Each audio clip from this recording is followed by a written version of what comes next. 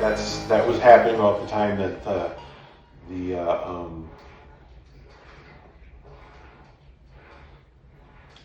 what's that book TV series about feudal Japan that's super popular? Oh yeah. What was it? Shogun? Shogun. That's when that was on TV, and both Sally and I fell in love with it. And she's like, I'd love to play in a fantasy version of feudal Japan. So I added that to the Francis world, as you call it. Yep. And so she got to play a ninja. And I had you guys involved with the drow. Yep. You were trying to shut down the drow. I don't remember what Matt was playing, but my guess would be some kind of wizard. And that didn't go well. I remember Matt being a wizard. I think you're right there. And Matt and I had our first fight because Matt felt that the reason the adventure didn't go well was my fault. I had written an adventure they could not succeed at.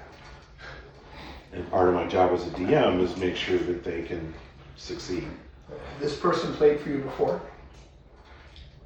That may have been the first character he played for me, actually. I don't even remember how we knew Matt, to be honest. But anyway, keep I going. don't actually remember how we knew Matt either. But now the cool adventure that went along with that, she wants to play essentially a house servant for one of the noble lords that has great potential as a fighter, and he sends her off to one of the ninja schools to learn to be a ninja and take advantage of that, and that's how she gets that, and then he sends her on missions. That was the original character conception.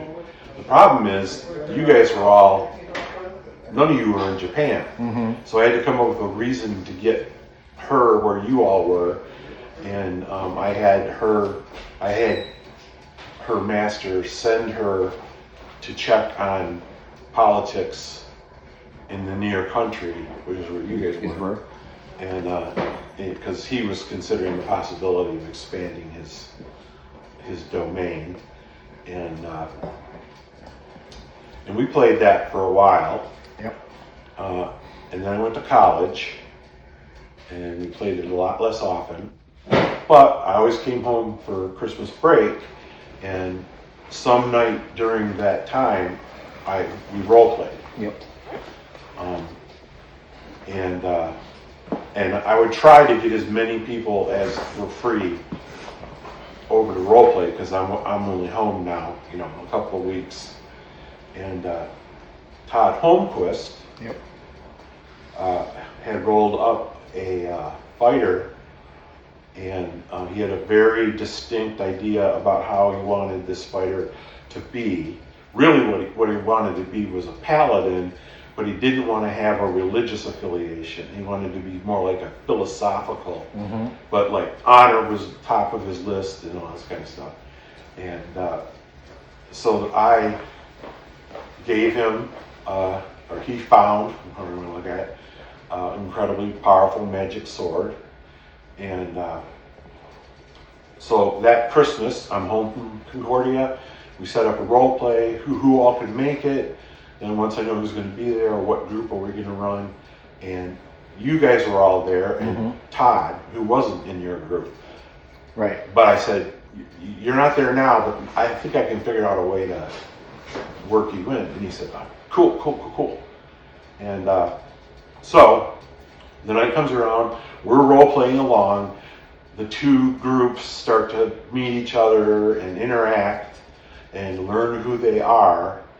And as I said, I was really into Japanese stuff at the time, and the Dragon magazine had an article that had the Japanese words they used when they named swords. So when I gave him his sword, I used Ishogai, which meant for life, and which he thought was cool and stuff. Now this is the part that I had nothing to do with, But his character background, he was, I guess you'd say, a refugee. And he washed up on shore somewhere and, got a job and learned to feed himself. But now he's an adult and he's this tough warrior.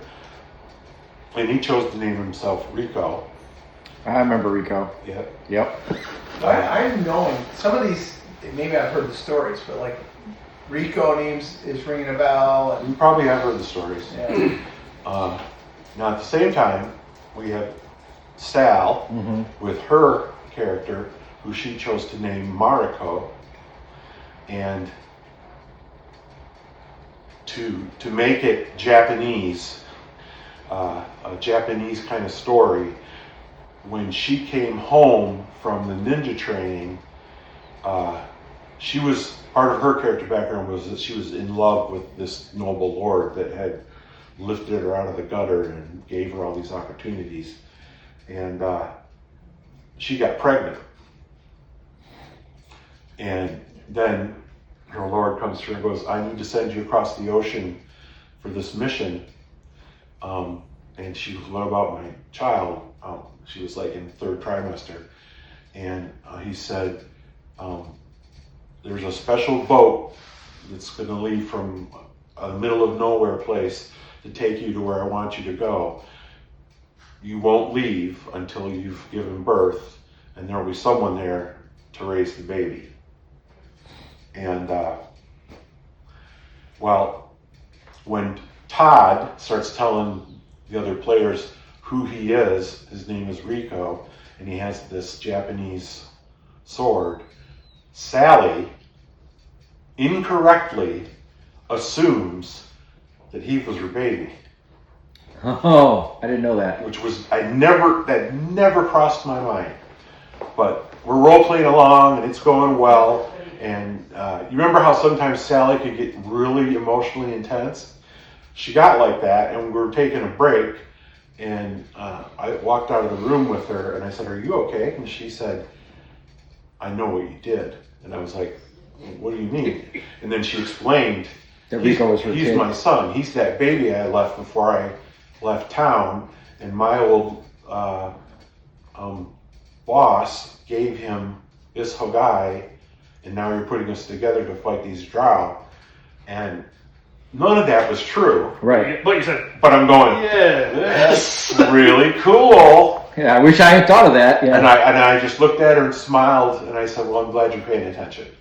And we went back to the table, and then she told him, I'm your mother. And like everyone else at the table, because she did that in front of everybody, were like, what?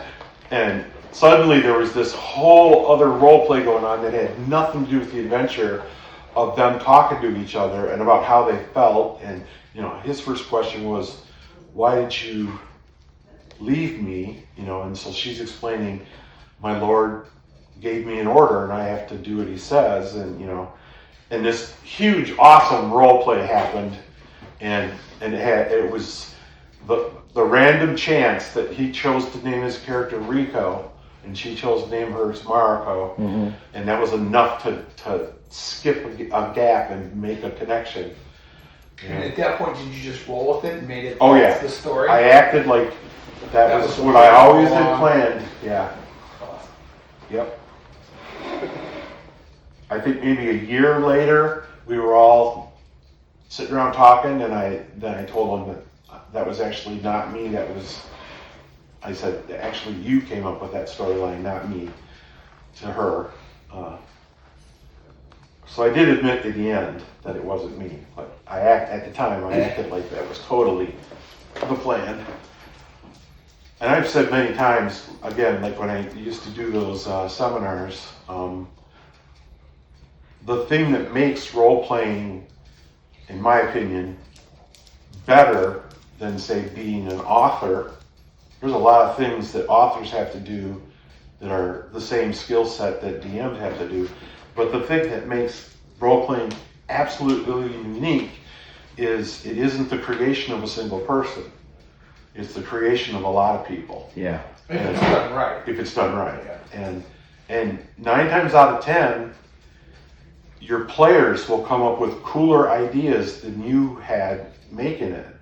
And you should let them be the idea. You should not push away from that or go, no, that's not true. One of the reasons that I don't think it's been as important, the couple other DMs I played for that they were amazing, is I think you taught us, or at least you taught me, to self-DM. So I'm doing all kinds of shit in my head about my character, and if the DM's not, that's okay. Because I'm doing You're it, still and I having feed fun. it to him, and they usually roll with it. Not that they react to it like you would, but it's good. So I wanted to comment. I caught the Danny Till reference in Lore Master. Appreciated that.